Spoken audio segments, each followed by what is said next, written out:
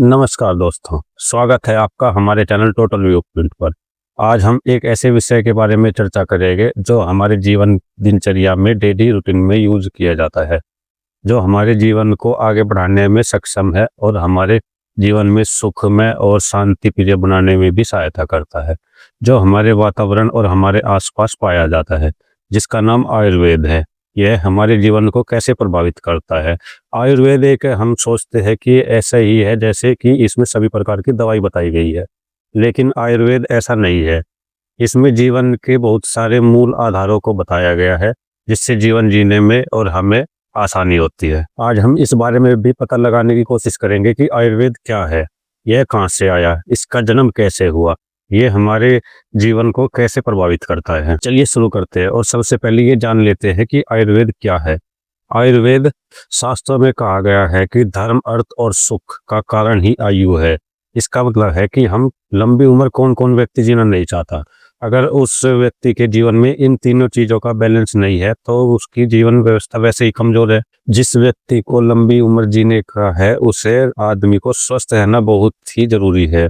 वह अपने जीवन में स्वस्थ रहे और आयुर्वेद का उपयोग करें। शास्त्रों में कहा गया है कि लंबा और स्वस्थ जीवन जीने वाले व्यक्ति को आयुर्वेद के उपदेशों के प्रति अत्यंत आदर का भाव रखना चाहिए। हमें यह नहीं समझना चाहिए कि जड़ी बूटी खाने से, तेल की मालिश करने से यही आयुर्वेद है। नहीं, आयुर्वेद का ज्ञान इससे बहुत परे हटके है। यह आयुर्वेद आयु के जीवन का ज्ञान कराता है। आयुर्वेद में यह भी बताया गया है कि जीवन में सुख दो प्रकार के होते हैं, तदात्विक सुख और आध्यात्मिक सुख। तदात्विक सुख एक अस्थायी टेम्परेरी सुख के रूप में माना जाता है। हम कितना भी पैसा कमा ले और हमारा शरीर स्वस्थ ना रहे, जिससे हमें बीमारी लगती रहे, हम क्या करेंगे? डॉक्टर के जाएंगे, पैसे देंगे, दवाई लाएंगे, मेडिसिन लाएंगे, हम कितना भी पैसा कमा ले, वो सुख का एहसास हमारे शरीर को होने का ही नहीं, क्योंकि जो हमने कमाया वो तो सब डॉक्टरों के पास पहुंच गया। हमें सुखी रहने के लिए अपने जीवन को अत्यंत स्वस्थ जीना बहुत जरूरी है। हमारे पास गाड़ी है, बंगला है, पैसा है, ये सब अपने मन का सुख है। इससे हमारे मन में हमेशा सुख के भाव उत्पन्न होते हैं, लेकिन ये वास्तविक सुख नहीं है। विद्वानों ने इसे सुख संज्ञा का नाम दिया है। दूसरा सुख है आत्यंतिक सुख। यह सुख मोक्ष कहा गया है। इसका मतलब है कि हमारा शरीर स्वस्थ रहे, हम इधर उधर घूमते फिरते रहे, हमारी उम्र आयु लंबी हो, अधिक जीवन व्यतीत करे पृथ्वी पर। इस सुख को मोक्ष कहा जाता है। इसका अर्थ है निरोगा शरीर से धर्म, अर्थ व सुख, काम व मोक्ष की प्राप्ति हो। आयुर्वेद में इसे भी एक तरह का सुख बताया गया है। अब आगे बढ़ते हैं और यह जानने की कोशिश करते हैं कि आयुर्वेद का जन्म कैसे हुआ, यह कहाँ से आया, इसकी उत्पत्ति कैसे हुई, यह किसने प्रदान किया, यह हमारे पास इंसानों के पास कैसे पहुंचा। आयुर्वेद का जन्म भी अपने आप में ये एक बड़ी रोमांचक कहानी है, बहुत ही आध्यात्मिक कहानी है। अब यह जानने की कोशिश करते हैं कि आयुर्वेद पृथ्वी पर कहाँ से आया। यह बताया जाता है कि जब ब्रह्मा जी ने आयुर्वेद का स्मरण मात्र किया तो उन्हें आयुर्वेद का ज्ञान प्राप्त हुआ और उसके बाद उन्होंने दक्ष प्रजापति को यह ज्ञान दिया। यह कह सकते हैं कि आयुर्वेद का ज्ञान ब्रह्मा जी के द्वारा दक्ष प्रजापति को दिया गया। शास्त्रों में बताया गया है कि दक्ष प्रजापति बहुत ही ज्ञानी और बुद्धिमान आदमी थे, इसलिए ब्रह्मा जी ने दक्ष प्रजापति को यह ज्ञान देने का निर्णय किया ताकि वे इस ज्ञान को संभाल सके। उसके बाद दक्ष प्रजापति ने अश्वनी कुमारों को यह ज्ञान प्रदान किया। यह बताया जाता है कि उन दोनों अश्वनी कुमारों ने हजारों नेत्रों वाले इंद्र को यह ज्ञान प्रदान किया। इस वक्त उसके बाद इंद्र से भारद्वाज ने यह ज्ञान प्राप्त किया और भारद्वाज ने आयुर्वेद के प्रभाव से दीर्घ, सुखी और आरोग्य जीवन प्राप्त कर यह ज्ञान ऋषि मुनियों में उसका प्रचार किया तथा उसका ज्ञान ऋषि मुनियों को प्रदान किया। उसके बाद ऋषि मुनियों ने इस ज्ञान को अपने 6 शिष्यों में आयुर्वेद का ज्ञान का उपदेश दिया। उसके बाद इन 6 ऋषि मुनियों के 6 शिष्यों ने अपने अपने नाम से एक संहिता का निर्माण किया, जिसमें आयुर्वेद का ज्ञान लिखा गया। इन 6 शिष्यों में सबसे अधिक बुद्धिमान अग्निवेश को माना जाता है और इन्होंने सबसे पहले अग्निवेश तंत्र के नाम से एक चरक संहिता का निर्माण किया, जिसका नाम चरक संहिता पड़ा, जो आयुर्वेद का आधार स्तंभ माना जाता है। धन्वंतरी आयुर्वेद के देवता माने जाते हैं, वे विष्णु के अवतार माने जाते हैं। जब तक सृष्टि का निर्माण भी नहीं हुआ था, उसी से पहले ब्रह्मा जी ने 4 वेदों का निर्माण किया था, ऋग्वेद, यजुर्वेद, सामवेद और अथर्ववेद। इन्हीं वेदों में से एक वेद है अथर्ववेद, जिसमें ब्रह्मा जी ने आयुर्वेद को रखा है। अथर्ववेद के उपवेद में आयुर्वेद को संजोकर रखा गया है। इसके लिए यह मनुष्यों को आसानी से उपलब्ध हो सके और उनकी समझ में आ सके, इसलिए इसे आयुर्वेद को 8 अंगों में विभक्त कर दिया। बताया जाता है कि 1000 से 900 ईसा पूर्व में का जो समय था वो महाभारत का समय, और महाभारत के समय में आयुर्वेद अपने चरम पर माना गया है। महाभारत तो आप सभी ने देखा ही होगा, जिसमें पांडव 5 भाई थे, जिनमें से 2 थे नकुल और सहदेव। नकुल और सहदेव ने आयुर्वेद का ज्ञान प्राप्त किया था। इसमें इन्होंने जब युद्ध में सैनिक घायल हो जाते थे तो उनका उपचार करने के लिए औषधियों का प्रयोग किया गया था। उसके बाद महर्षि चरक का नाम भी सामने आता है, जो एक उच्च कोटि के वैज्ञानिक थे।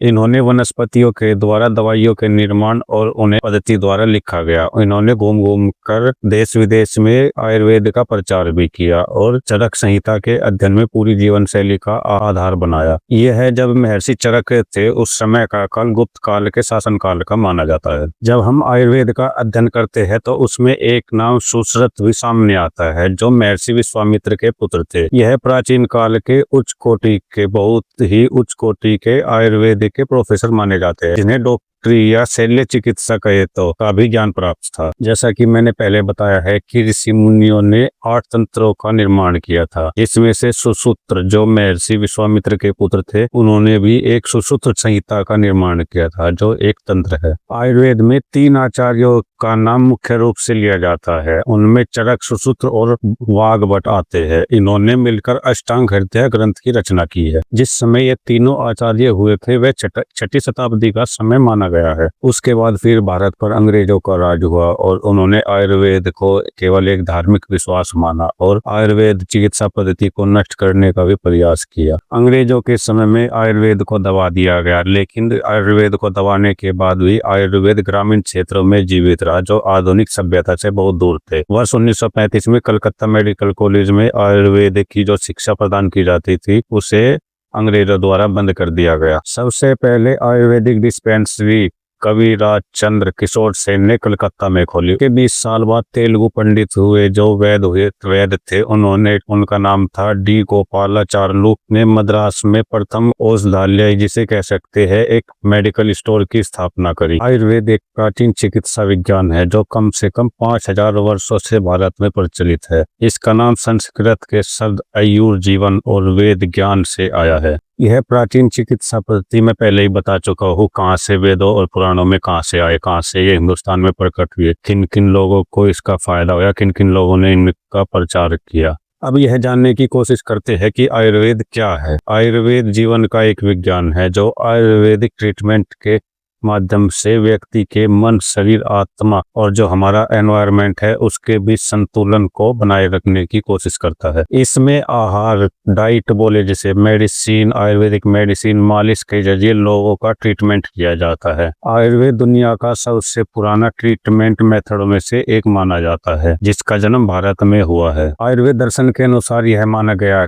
है कि हर व्यक्ति के शरीर में 3 दोष होते हैं। उनका शरीर 3 दोषों से मिलकर बना होता है, जिसमें वात, पित्त और कफ। आयुर्वेद अपने तीनों दोषों के बीच संतुलन बनाने में मदद करता है, जिससे शरीर स्वस्थ रहे। अगर इन तीनों दोषों में बैलेंस नहीं होगा तो हमारे शरीर में बीमारियां उत्पन्न होगी। जब ये तीनों दोष बैलेंस से बाहर हो जाते हैं तो हमारे शरीर में बीमारियां उत्पन्न होती है। इसलिए आयुर्वेदिक मेडिसिन के द्वारा इन तीनों दोषों, वात, पित्त और कफ को बैलेंस करने में ध्यान दिया जाता है, जिससे हमारा मानसिक और शारीरिक शरीर स्वस्थ रहे। और इसी के अनुसार ये आयुर्वेद त्रिदोषों का संतुलन बनाए रखने का ट्रीटमेंट करता है। जैसे आप सभी लोग जानते हैं कि हमारा शरीर 5 तत्वों से मिलकर बना है, जल, पृथ्वी, आकाश, अग्नि और वायु। जो ये त्रिदोष है, वात, पित्त और कफ, ये भी इन्हीं 5 तत्वों से मिलकर बना है। आयुर्वेद ने हमारे शरीर को 3 हिस्सों में बांटा है, जिसमें हम कह सकते हैं जो नाभि के नीचे वाला हिस्सा होता है उसमें वायु का स्थान है। हृदय व नाभि के जो बीच का हिस्सा है उसमें हम पित्त का स्थान कह सकते हैं, और हृदय से ऊपर का जो स्थान है उसमें कफ का स्थान होता है। वात का निर्माण गति और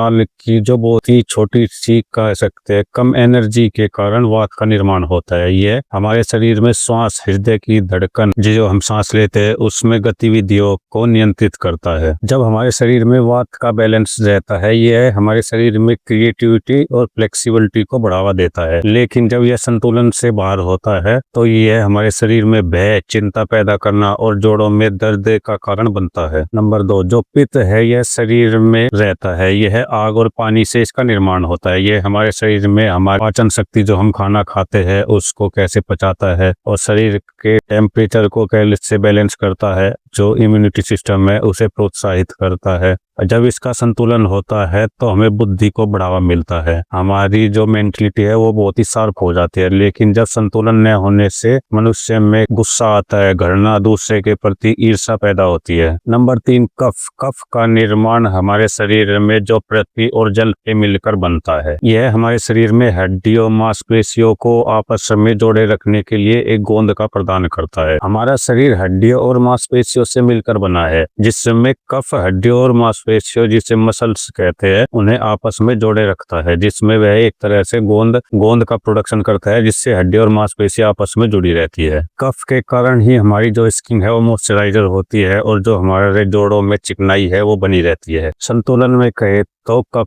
को प्यार, शांति और कैपेसिटी के रूप में व्यक्त किया जाता है। लेकिन जब संतुलन से बाहर होता है कफ तो यह लगाव, लालचपन और लोगों से ईर्ष्या की भावना को पैदा करता है। आयुर्वेद हमारे शरीर में जो सिम्टम्स दिखते हैं उन्हीं का इलाज नहीं करता बल्कि यह रोगों को जो हमारी बीमारी है उसे जड़ से खत्म करने में विश्वास रखता है। इसमें व्यक्ति के लाइफ स्टाइल, जो उनका खाना है और जो मानसिक स्थिति है उनकी दिमाग की, उसको भी ध्यान में रखा जाता है। उसके ध्यान में रखते हुए आयुर्वेद कार्य करता है। आयुर्वेद हमारे इम्यूनिटी सिस्टम को मजबूत करने पर जोर देता है। जैसे हम कह सकते हैं अगर व्यक्ति को बुखार आ जाए तो हम मेडिसिन लेके बुखार को उतार देते हैं, लेकिन आयुर्वेद ऐसा नहीं मानता। वो यह मानता है कि अगर बुखार आया है तो शरीर में कुछ न कुछ समस्याएं है और आयुर्वेद उसकी जड़ तक पहुंचकर उस समस्या को समाधान करने पर विश्वास रखता है। आयुर्वेद के द्वारा हम अपने शरीर की इम्यूनिटी पावर को बढ़ा सकते हैं। अगर हमारे शरीर की इम्यूनिटी पावर मजबूत होगी तो कोरोना जैसे वायरस और महामारी से हम खुद को बचा सकते हैं। आयुर्वेद भोजन को एक औषधि की तरह मानता है। हमें अपने शरीर को ध्यान में रखते हुए एक स्वाद और स्वस्थ आहार जो खाना है वो खाना चाहिए। उसके बाद नींद भी आयुर्वेद एक औषधि की तरह मानता है। हमें अच्छी नींद का बहुत ज्यादा जरूरत होती है। कम नींद होने से हमारे शरीर में दिल से लगी बीमारी, मोटापा, जैसे डायबिटीज ऐसी महामारी, मानसिक स्वास्थ्य में समस्या हो सकती है। आयुर्वेद मानता है कि हमें अपने शरीर को स्वस्थ रखने के लिए व्यायाम, योग और दैनिक दिनचर्या में घूमना फिरना अवश्य है, जिससे हमारा शरीर स्वस्थ रहेगा और हमें लंबी उम्र की जीने की इच्छा होगी। आयुर्वेद का कोई भी ट्रीटमेंट लेने से पहले अपने डॉक्टर से सलाह जरूर ले। आयुर्वेद को 1976 में WHO द्वारा एक ऑफिशियल तौर पर मान्यता प्रदान की गई। वर्ष 2014 में भारत सरकार द्वारा आयुष मंत्रालय की स्थापना करी गई, जिसमें आयुर्वेद, यूनानी, सिद्ध और होम्योपैथिक को बढ़ावा दिया जा सके। 2020 में भारत सरकार ने आयुर्वेदिक डॉक्टरों को कुछ प्रकार की सर्जरी करने की भी अनुमति प्रदान की है। हमारे द्वारा दी गई जानकारी अगर आपको अच्छी लगी हो तो वीडियो को लाइक करें, शेयर करें और चैनल को सब्सक्राइब करना न भूलें, ताकि हमारी आगे की वीडियो की नोटिफिकेशन आप जल्द से जल्द पहुंचे। कमेंट कर जरूर बताएं आपको यह वीडियो कैसी लगी।